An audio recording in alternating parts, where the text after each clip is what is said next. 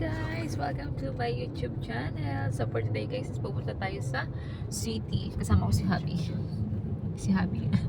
Sabi kasama ko pag-drive. Sabi ko sa kanya kung hindi ba siya madidistract pag mag-uusap ako. Siyempre di ba yung iba may nadidistract pag nag-uusap, nag-video ka. Sabi naman ni Habi, hindi naman kasi sanay naman siya mag-drive guys. So ayan guys, pakita ko sa inyo. Ito yung papunta sa city. Yan. Pakita ko lang sa inyo yung papunta sa city. So, part pa din ba ito ng Adelaide? Hindi na, no? Ha? Part pa ba ng Adelaide ito? Hindi na. Ang kamote, Adelaide pa rin. So, ito pala. Adelaide pa rin pala to guys. So, iba, pag nandito pa tayo, Adelaide pa to. Pero pag nasa city na tayo, Adelaide pa rin? Adelaide City. So Adelaide City. To Adelaide. Guys, mag-1 year na ako, hindi ko pa alam. Hindi, lahat. Basta nasa Adelaide ka, kahit saan ka magpunta sa parte ng Adelaide, Adelaide pa rin. Adelaide, sabihin natin sa Beresford, Adelaide pa rin yan sa Moffatteville, sa Mount Gambier, sa lahat. Part pa rin ng Adelaide. Part din ng Adelaide.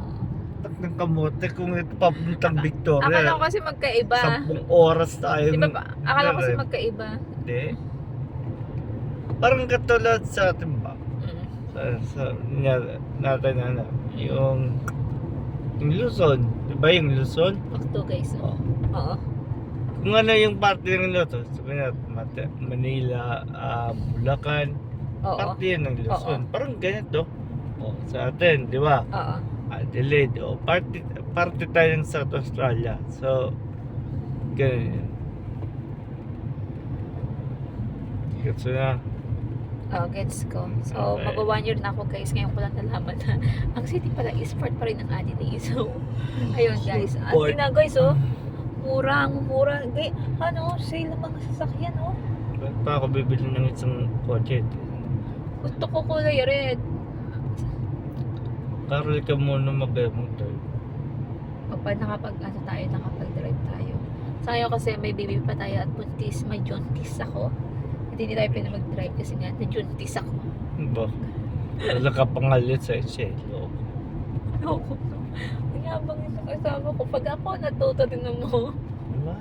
Iikutin ko buong Adelaide. Ayan guys, ito yung mga lot dito. Ito yata, di ba pwede ka magpatayo ng bahay dito? Pwede kung yung pag-aari ng gobyerno. Pag-aari pala ng gobyerno. Unless may tatayuan silang ibang Depende naman yan. Malay mo, tatayo ng bahay, pwede din makatayuan ng business, tayo ng mall, depende. School. Depende yan. Business, or pwedeng mall. Maglalagay naman sila ng sabihin nila, coming soon. Sabihin natin mall. Sabihin nila, coming soon, ganito, blah blah blah. O di kayo, hospital na pala kayo, or office. Our Lady It's kuya. Sacred Heart College. Guys, ayun. Dito yata mas madami yata ang school ng pang college. Siya hindi ata nag-college siya. Hindi nga daw, sabi ni Kuya, hindi daw. Pero nakatapos siya ng High school lang daw, sabi ni Kuya. Kasi kahit kahit. Ako, may parang Pero at least ang bilis siya nakapasok ng trabaho. pinapasok yun dati yung sa amin, pinapasok yun ni Kuya Oo. Maganda rin kasi yung maganda rin dito guys sa Adelaide, yung meron kang kakilala kasi maipapasok ka. Pero kung wala kang kakilala, mag-aral ka muna para makakuha ng mga certificate. Oo. Di ba? Oo. Kasi kung may kakilala ka, pwede ka nilang i-offer. Pero kung wala kang kakilala, mag-aral ka muna para makakuha kang certificate at para makapagtrabaho ka.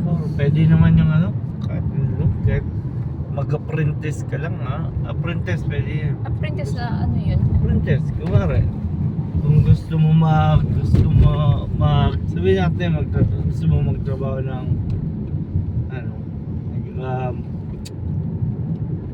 sabihin natin sa office, gusto mo mag-office, baka may mag-open ng apprentice, ganito ganyan, maliit nga lang sahod, pero may natutunan pa.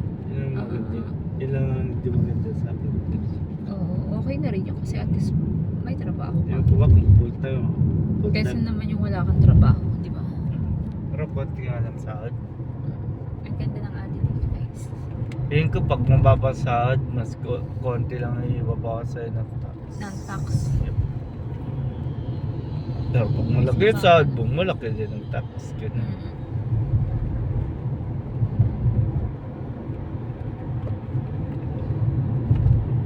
Ang kinaganda lang dito kasi guys, malaking benefits naman. May mga benefits ka. Meron kang lalapitan pag ikaw nagipit. Tapos yung kunyari pag nagipit ka, meron kang malalapitan dito sa Australia. Mabilis lang sila mag-response. Hindi ko naman hinahantulad kasi sa atin parang patagalan pa yata. Kagaya ko, di ba naging OFW ako Saudi. So sabi meron daw matatanggap ang Saudi ng 10,000. Aba, 2 years na ako sa Pilipinas, wala pa ako natanggap. Sabi, ipamimigay daw yun sa mga OFW balikbayan. So, wala naman ako natanggap. So, dito, pag yun nga, nagigipit ka at wala kang pera, pahihiramin ka nila. Tama, di ba, Han? Centerlink ang tawag dito. Babayaran mo yun. Pero babayaran mo din pag nakatrabaho ka. At least, mabilis silang umaksyon. Diba? Tapos, dito, pag... Depende yan sa'yo kung magpapatulong ko. Kasi, siyempre, yun. Depende daw sa'yo, sabi ni Abby. Depende sa'yo kung gusto mo magpatulong. kung hindi, what I mean ba na Ayan, naabutan kami ng stoplight, guys. mag-alas na. Malayo ba yung sa Elizabeth? Malayo atin. Ay, Elizabeth, sa Lyceum lang tayo. Kalamama lang. Yung malapit lang yun sa atin. Yung ospital nila, mama. Oh. Yung malapit lang yun sa atin. Oo, malapit lang yun. Mga lang, 2 minutes. Kaya, Oo. 5 minutes. Ayan guys, may Scotty Motel dito. Ayun ni Happy. Kasi naloko ko sa ako, mag-motel muna kami, may Scotty Motel. So ayan guys, pati dito, pag di ba, dito mo inanak yung baby mo, yun ang kinagandahan, meron siyang tinatawag na baby bonus. Noon, meron kang matatanggap sa baby mo. Tapos automatic citizen. Automatic citizen siya, kung citizen ang tatay. No? Which na kung citizen si daddy niya, citizen na yung bata. Pero pag hindi yata citizen yung tatay, hindi yata, di ba? Di ba? Hindi. Hindi. Sabi nila, automatic citizen. Pag hindi to citizen yung Pero ito, hanggang itong aking baby dito sa baby bump ko is siyang citizen talaga kasi daddy niya is citizen na dito sa Australia. So, pasagot na talaga siya ng gobyerno. At ang pinakamaganda dito guys, pag meron kang Medibank, Medicare. Medicare pala yun. Pag Medicare, wala kang babayaran dito guys, as in zero. Yun ang kinaganda. Pero kailangan din ng Medibank yung Medibank para yun sa Medibank para sa dentist, saan? Dentist, clinic. Yun, kung meron kang Medibank guys, pwedeng libre ka na sa dentist, sa salamin, pag malabo yung mata mo. Basta anong tawag ito, basta anak ng kamuti nangyayari dito. Ano yun? Kasi ako guys, lang ako ni Happy kasi nga, meron siya. Baka gusto mo Medibank. Okay lang, take your time, Mike. Yan. Wonder na. Ano kasi ako ni Happy, niya ako sa Medibank niya, tapos sa Medicare. So, okay na nga yan. Parang isang na kami. So, kompleto naman na ako dito guys. Sa life insurance na ni Happy, hindi pa tayo pasok. Pero pwede naman ako pumasok, hindi pa lang naayos. No? Yun ang kinaganda dito guys, sa Australia. Yun.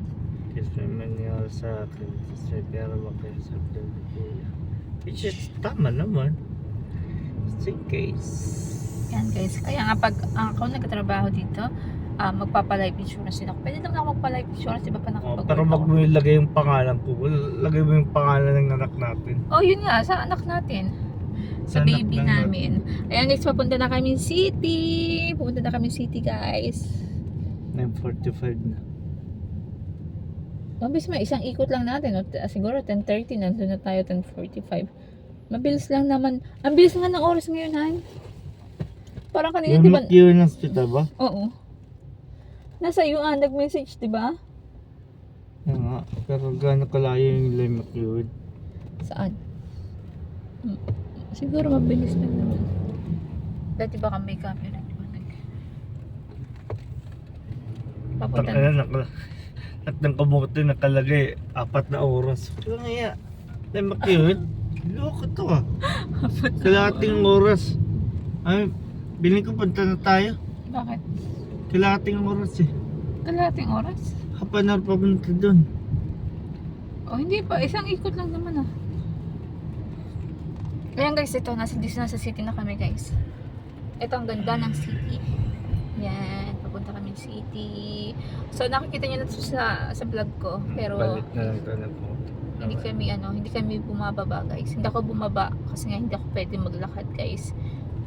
Which na pwede naman kaso hindi naman ganun katagal. Kasi maaga tayo dun eh. Mami. Okay lang, tingnan natin. Pag na-late tayo, late. Okay. Di man tayo malalig yan daddy. Ayan guys, ang Yeah. ganda ng city. Kasi magpapark pa tayo. Sa bagay. Hindi na lang, isang ikot lang tapos na. Saan ba ikot na palabas na? In 100 meters, turn left onto Mamaya Archer na lang. Street. Mamaya na lang. Mami kasi Take the next sige. left onto Archer Street. punta na tayo. Hapon na lang. Saan? O di kaya kung gusto mo. Oh, Kung gusto mo. ang ganda ng city guys. Hindi, kung gusto mo. Tapos natin yung ano. Tapos In 400 natin sa meters, hospital. turn left Oh. onto Lefebvre Terrace. Sige daddy. Take your time daddy. Hindi naman ako nag-aali. Kasi ang asawa ko guys, pag sinabi mo talagang appointment talaga dito, hindi ito malilate guys. Yun ang ano ko kay Habi, yun ang pagkakaiba namin. Kasi ako tamang oras, siya naman, kailangan mas maaga siya. Turn left onto Lefebvre Which Terrace. na, mas maganda naman. Kaya lang mas maaga. Kasi maghanap pa tayo. Maghanap pa tayo. Mm-mm. Ayan guys, so paikot na kami kasi mapapauwi kami kaagad dahil pupunta kami sa, may appointment ako In 11 400 AM, meters, at the roundabout, take the or third exit sa onto about sa diabetes ko kasi which na dito ka guys taga pag buntis ka naging automatic na meron kang diabetes. So ayan guys, so hanggang dito na lang muna guys. Hindi ko na kayo maiikot sa masyado sa city kasi uuwi din kami kaagad. So bye bye guys and see you in my next vlog. Hindi tayo uwi. Hindi nga kami uuwi. It's mean pupunta pa lang kami sa appointment namin. So ayan guys, bye bye. Bye bye kina Habi. Ang Bye. aking asawang suplado. Bye bye. Bye. Bye guys. God bless.